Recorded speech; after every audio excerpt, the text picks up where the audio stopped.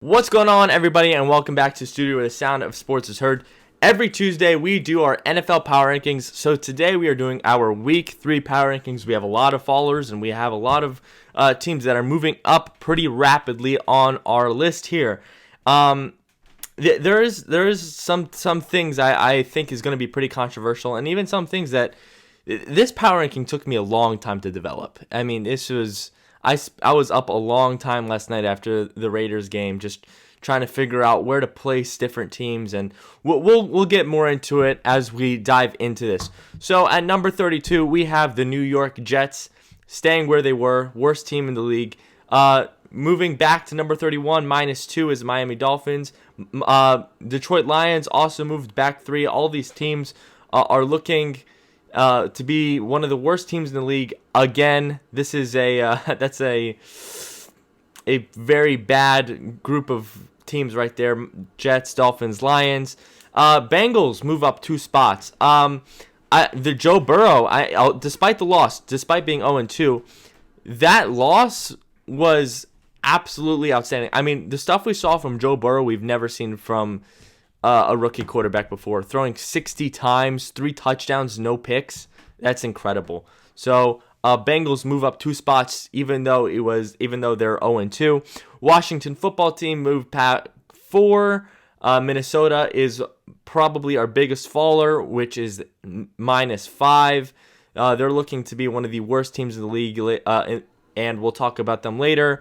Number 26, we got the Cleveland Browns +4 with a reassuring win against the Bengals. 25, we have the New York Giants staying where they are. They almost won, so it was difficult for me to move them back or move them up. 24, we got the Jaguars +2 despite a loss. They look like they have potential to not be a top 10 pick over here. So, a 1-1 team that was nearly 2-2. Minshew Mania is not looking too bad. At 23, we got the Atlanta Falcons. I think they should have won that game, so I'm not moving them back or I'm not moving them up. Number 22, we got the Houston Texans -2. They look like they're about to waste Deshaun Watson's year. -20. At number 21, at -4, we got the Philadelphia Eagles. They're one of our biggest fallers outside of Minnesota. I made a whole separate video talking about them and how disappointing they are yesterday, so make sure to go check that out. At number 20, we got Carolina, -2.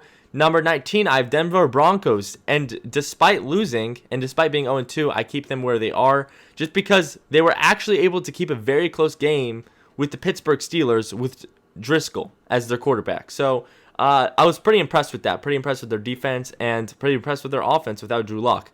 Coming in at 18, we have our biggest movers of the week by far, and that's Indianapolis Colts +9. We'll get into that a little later. Number 17, we got the Chargers +4. I think they're looking pretty impressive despite being 0-2. The Chargers are definitely the biggest movers this week despite being 0-2. +4 after losing is you don't see that very often. Number 16, we got the Chicago Bears, -1. I still think that they're trying to still find somewhat of an identity to find out if they're still, they're 2-0. Don't get me wrong, but they played 2 teams that weren't the strongest in the league. So Chicago Bears they're a tough team to figure out. I put them -1 just because of how close they kept it with New York. Dallas, I have them +1.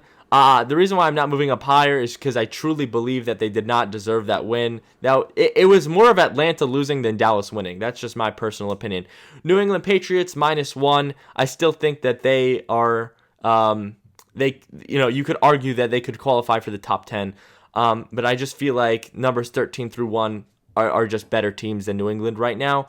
Number 13, I have Tennessee Titans -2.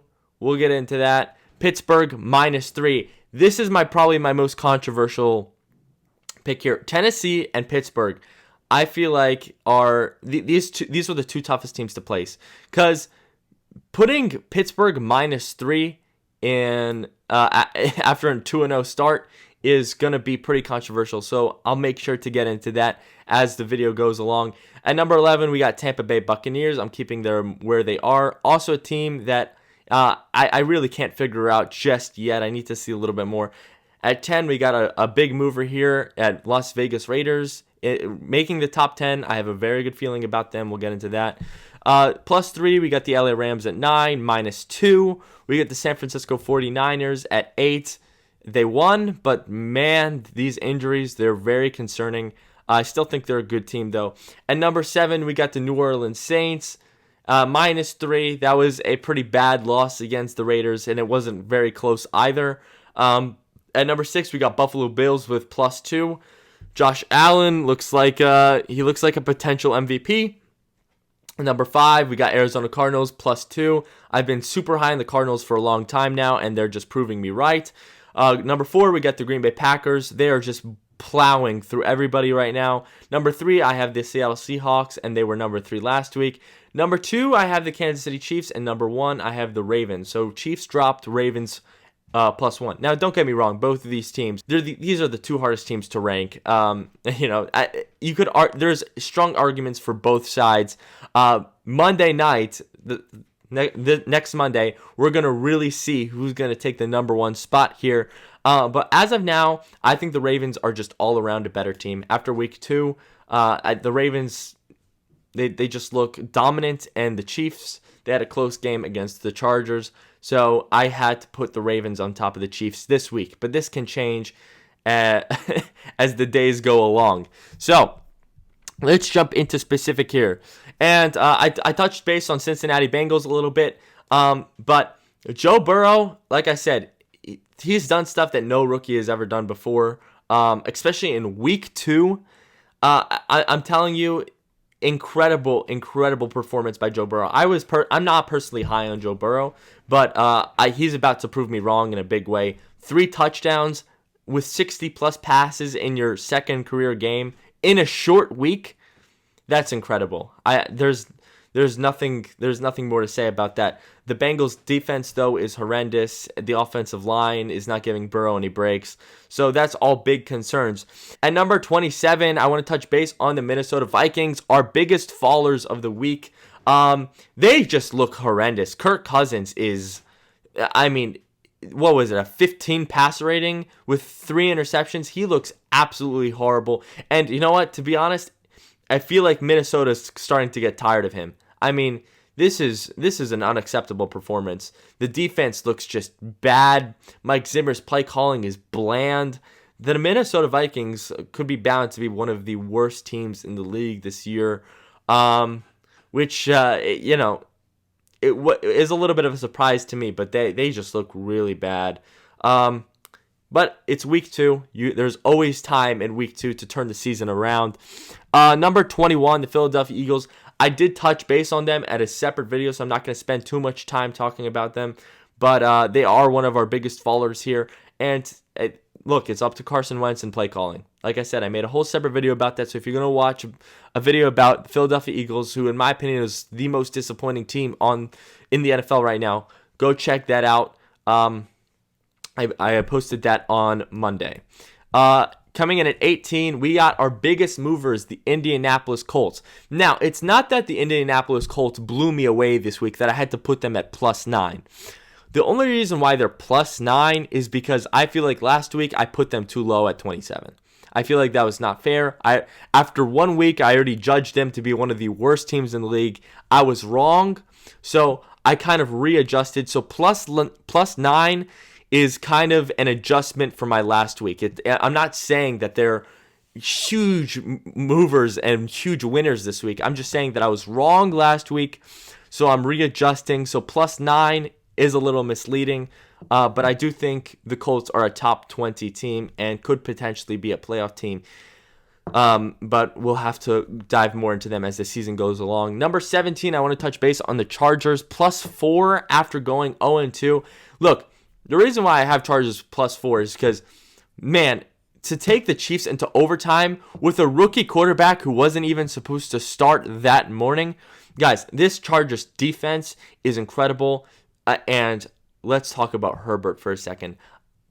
I was not expecting that. I like Herbert. I always have. I think he has a great arm talent. I think he's good at decision making. I think he's very humble.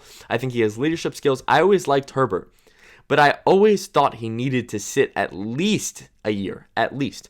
But now, in his first game against the Kansas City Chiefs under the spotlight at a 4 o'clock game, he proved everyone wrong. I mean, he was absolutely shredding the Chiefs. And he made one rookie mistake at the end that might have cost him. But honestly, I had to move the Chargers up after that performance from Herbert and that defense. They very much impressed me. And let's talk about the Pittsburgh Steelers. -3 after going 2-0. Now, I'm telling you, I spent so long trying to figure out where to place Pittsburgh because I so badly want to put them in my top 10, top 11. But the more I look at it, every team in front of them, in my opinion, is just a better team. I think Tampa Bay is a better team. I think Vegas is a better team. I think Rams are a better team. I just can't.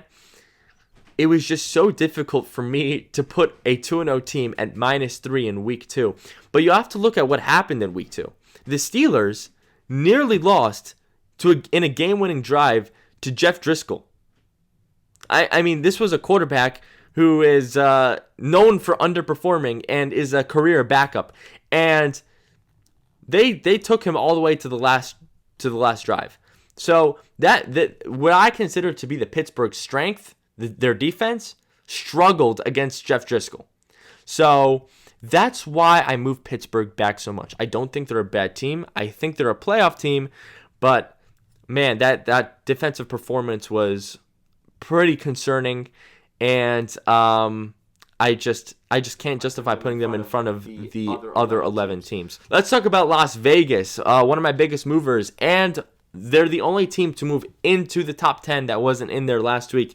And man, I've been saying this for a while, dude. They look good. Derek Carr, all he has to be is a game manager. That's all he has to do. Josh Jacobs is going to carry that offense on his back. The offensive line is above average. The receivers are good. The defense is young and improving. I really like Gruden.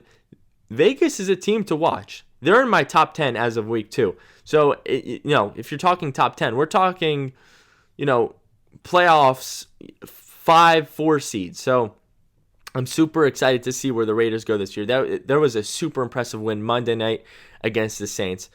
Speaking of the Saints, we're going to touch base on them a little bit at number 7. I don't think the Saints are bad. I don't. I still think they have one of the best rosters in the league. I just think that the Raiders outplayed them and outcoached them. The Raiders just looked like they wanted it more. I wouldn't say it's too concerning for the Saints. 1-1 is not a terrible start, but I did have to drop them back 3 spots. Nothing too concerning, though.